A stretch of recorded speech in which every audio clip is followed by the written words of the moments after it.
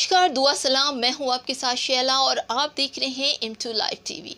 दोस्तों, कर्नाटक में बहुत बड़े मुद्दे पर चुनाव चल रहा था, लेकिन ऐसा लगता है कि बीजेपी के इन मुद्दों इन नारों से कोई फर्क नहीं पड़ा। लोगों को सही और गलत की समझ आ गई। बीजेपी को इस बार वोट ज़्यादातर कम मिले हैं। इस बार कांग्रेस ने अपनी सत्ता जमा करने का पूरा इरादा बना लिया है। हम आपको बताते हैं कि बीजेपी के वोट में मुसलमानों ने वोट नहीं दिया, ऐसा आज तक कहता है और अपने ट्वीट में भी कहता है कि कर्नाटक के एग्जिट पोल में मुसलमानों के वोट बीजेपी को बिल्कुल नहीं मिले हैं। लिंगायत समुदाय को लेकर बीजेपी ने 2% आरक्षण को मुसलमानों से छीनकर कलिंगा और लिंगायत समुदाय में बांट दिए थे। इससे मुसलमान नाराज तो उन्होंने नहीं दिए। ईसाइयों के पीछे ये चर्च में गए, पादरियों से मिले, रैलियां निकाली, उनके चीज़ें उनके मुद्दे पे बात की, लेकिन ईसाइयों ने भी उनको वोट नहीं दिए। ईसाइयों के जो वोट हैं वो 86% जो है वो कांग्रेस के खाते में गए हैं और 17% वोट जो है वो बीजेपी के खाते में गए हैं और जीडीएस में 5% वोट गए हैं। बीजेपी ने अपनी पूरी एकदम जो पहुंच थी, जो ताकत थी, वो पूरी कर्नाटक चुनाव में पूरी झोंक दी। लेकिन उसका नतीजा क्या हुआ? कांग्रेस ने कर्नाटक चुनाव में बाजी मार ली है।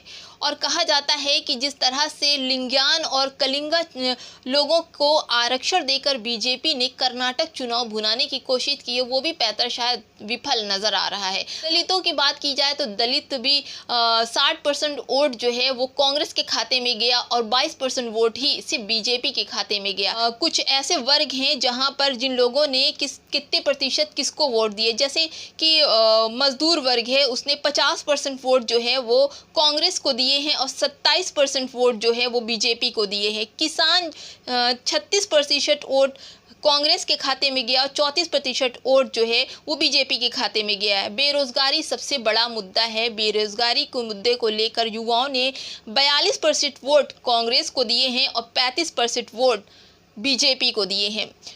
गृहिणी लोगों ने भी 45% वोट जो है वो कांग्रेस को दिए हैं और 35% वोट बीजेपी को दिए हैं।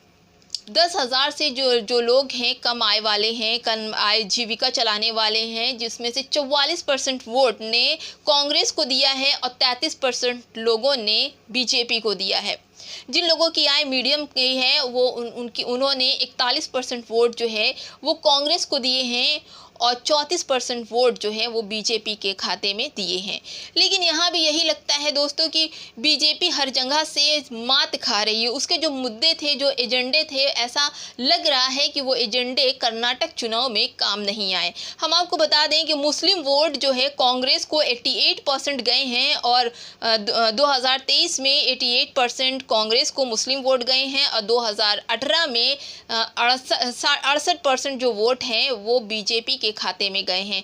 इस बार 2023 में बीजेपी को मुसलमानों ने 2% वोट दिए हैं और जो कि 2018 में 6% वोट दिए थे। और जेडीएस की बात करें तो 8% वोट इस बार भी मिले हैं, 8% वोट उस बार भी मिले थे।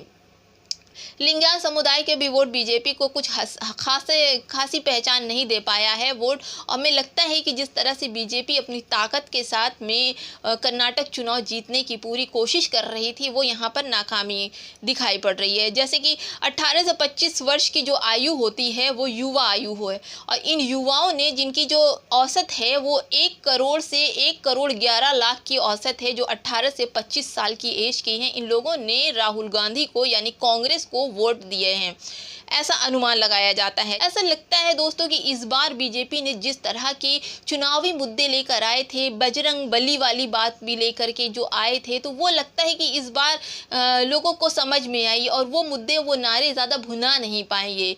और आरक्षण की बात करें तो लिंगायत और कलिंगा जो आरक्षण था, मुसलमानों के 2% आरक्षण उनसे छीन कर इनको दिया था और वो भी ये काम नहीं आया है। लगता है कि इस बार का चुनाव में कांग्रेस अपनी सरकार बनाएगी। आगे दोस्तों क्या होता है नहीं पता, लेकिन आने वाला समय लोगों के दिमाग में सही और गलत की छाप छोड़कर जा रहा है। हम फिर नए मुद्दों के साथ हाजिर होंगे। नमस्कार।